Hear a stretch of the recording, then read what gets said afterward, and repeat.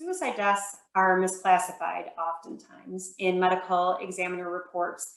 They're undercounted, especially with opioid use. And that's kind of a scary thought, but I will say that it's underreported, not just because of substance use disorder too, it's underreported in general. There really isn't a standardization in our state of reporting. And that really, it really provides challenges. It's a hindrance for the people in the treatment community because we really don't know in our communities then who were suicide deaths, who weren't. And while we get a number here in Wayne County, I think Wayne County does a better job. Oftentimes you see those underreported suicide deaths or misclassified deaths in rural communities. And it's just, that's just a fact. Smaller towns know people and they don't want people to know that someone died by way of suicide, because of the stigma and everything else that goes along with it. So they tend to underreport. Also, medical examiners won't report that it's a suicide death unless they have a clear indication that it was. So that means a suicide note, or what they tend to ask, is, was there a mental health condition? Not everybody who dies by way of suicide has a mental illness. So there's a lot of work that needs to be done in this area. And our state of Michigan, has a Michigan Suicide Prevention Commission now. And this is one of their areas of focus, is data reporting and reporting like a standardization process for this. So very exciting information there. But I think that'll be helpful as we proceed with this process. Suicide deaths involving substances has increased. So in 2017, for example, opioids were involved in more than 40% of suicide deaths. So those who died by way of suicide, there was opioids in their system. And I'll show you a slide in a minute that kind of, well, this was kind of from 2016, but it'll show you the different drugs and alcohol percentages. And the presence of substance use disorder is a high risk. We know this, as I just mentioned before. For opioid use, double the risk for women, and a 30% increase for men. And the greatest risk are those using opioids are regular, 75% more likely to make a plan and 2 times more likely to attempt. So, those are eye-opening statistics or facts that we need to do a better job, like I said, in the treatment community addressing these issues too. So this is kind of the study I mentioned. This was from 2018, actually, alcohol and drug use study. You can see that based on this table, that the positivity rate of the alcohol or particular drug in a suicide death. So 40% positive for alcohol, 26.6% for opioids, although they suspect it's closer to 40% now, 30% for benzodiazepines, 6.3% for cocaine, and so on. So, this is so important as we talk about treatment and treatment options and what's going on in that world too. But not only treatment, but also what we need to be doing in the community too. So, of course, the link between opioid use and suicide, and it actually could be, the link between alcohol as well as impulsivity, the inability to make clear choices at that moment, reduced social networks and social circumstances, and it alters the perception of pain as well. When we look at, I don't know if you've heard of the violence triad, but there's, if there's firearms involved, depression involved, and drug or alcohol involved, that's an extreme high risk and a huge warning sign that we need to be doing more. So when we do our gatekeeper trainings, when we talk in the community about suicide prevention and postvention services, we do tend to talk about lethal means and access to lethal means and what that looks like. And we talk about drugs and alcohol. We make sure that we talk about how there's a link and that we need to be doing more with this. If you take away someone's access to lethal means, they typically don't go and find another method. But that's hard with drugs and alcohol. That's tough. You can take away someone's gun or another method, but when we look at drugs and alcohol, it can be much more challenging. So we talk about suicide warning signs as well when we do our trainings, and I wanted to just show you this visual. you can see that there are a lot of warning signs. Some require immediate assistance. That's when we do tend to either involve crisis services immediately or dial 911. That's when somebody is threatening, has an access to lethal means, and is using substances. That requires immediate intervention that we cannot wait for.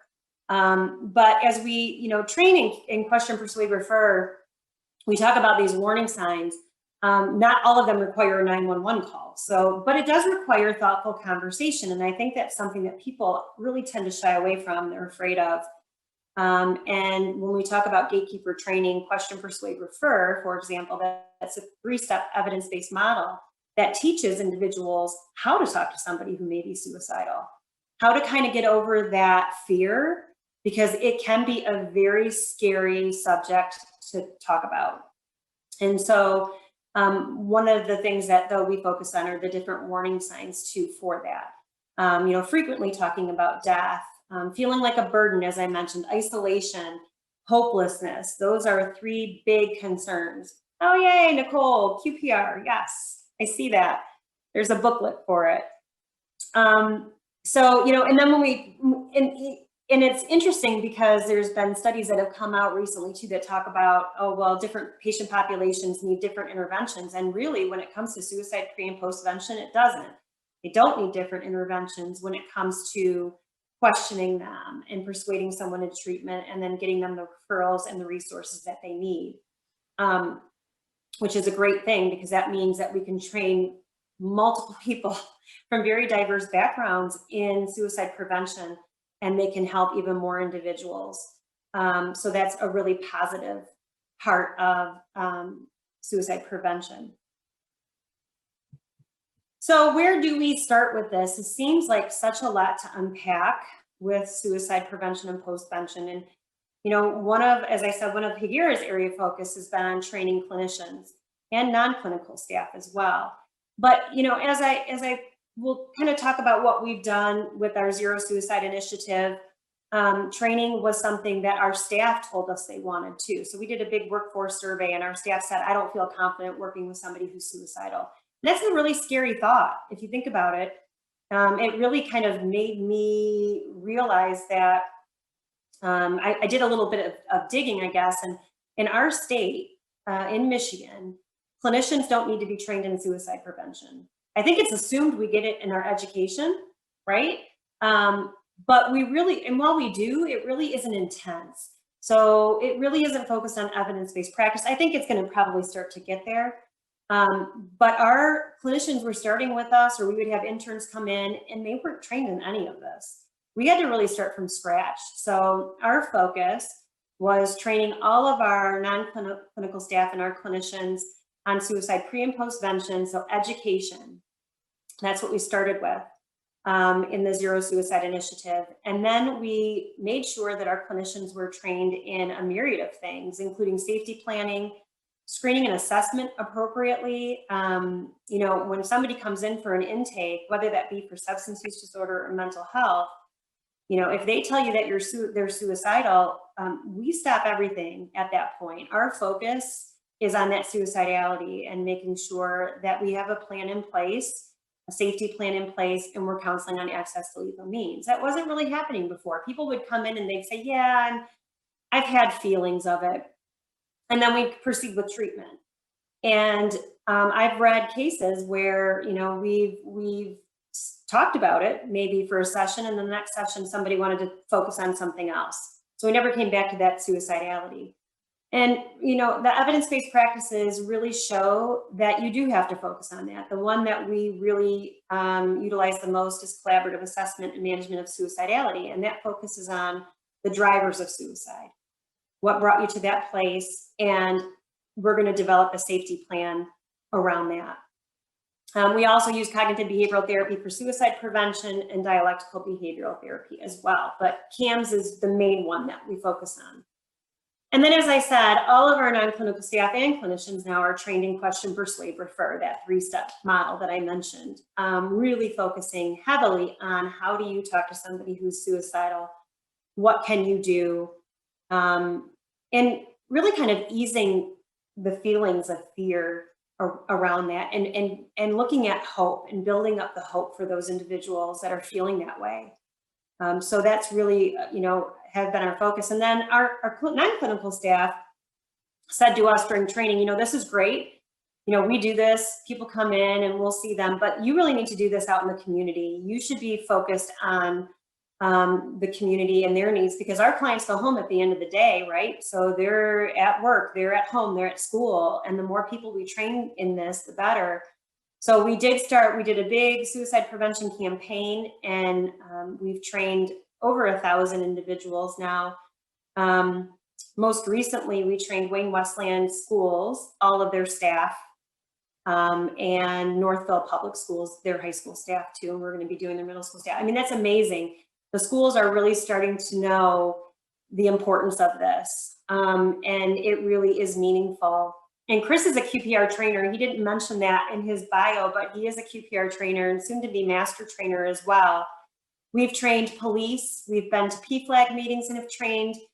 We've trained Livonia Chamber of Commerce. We're out there, Westland Chamber of Commerce. So, and then we did recently in May, as Mental Health Awareness Month, we trained over, I think, 50 individuals to actually become trainers now too in the state. So that's amazing. And it's so needed. It's needed throughout our entire state.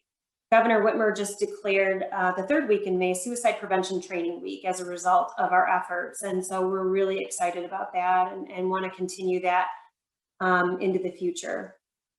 So that's what we're doing. But, to kind of think about this, when you're working with when you're with a loved one or with somebody in the community that you're going to help, we want to just be mindful that we want to make sure we're finding the right fit for that individual for treatment too. And if somebody's feeling suicidal and they're using drugs or alcohol, we want to just make sure that you know where you're referring to. Oftentimes we'll do a referral, or people in the community will do a referral thinking that, okay, they're in treatment, so everything's going to be okay. And that's not necessarily the case. We want to know the treatment background. We want to know what that counselor has been trained in, what their specialty is, and if that specialty is suicide pre and postvention. My last kind of thought is really, what can you do? What can we all do together collectively? Look for those warning signs that I mentioned. Show that you care. Hope really. And I know that it can be very challenging. I know that from my own experience with my uncle, that, half the conversations I had with him before he was hospitalized, he was intoxicated. It was very challenging and very tricky and very hard. But I showed that I cared. I called. At the end of the day, we have to do what we have to do to show that we care. And at the end of the day, after I would talk to him, I knew I did everything I could do. I don't know that there's anything else I could do. So, that's what we have to just make sure that we continue to do. And it's hard. I understand it. It is very, very challenging. But kind of instilling that hope can make a difference. Again, ask if the individual is suicidal. Again, that's hard to do because we're always afraid of what that answer is going to be. And if it is yes, I am, then we have to act on that. There's something more that we need to do, and that can be restrict access to lethal means. That's really what we want to start with. So if there is a particular method, we want to try to make sure that we're not leaving it available for that individual. And that can be tricky too. As I mentioned, firearms is the most common method. And when you talk about gun laws and rights, and it can be a very challenging conversation to have. But there are opportunities to get support in the community with the local police so that they can hold the weapon, firearm, things of that nature to consider. And then get help.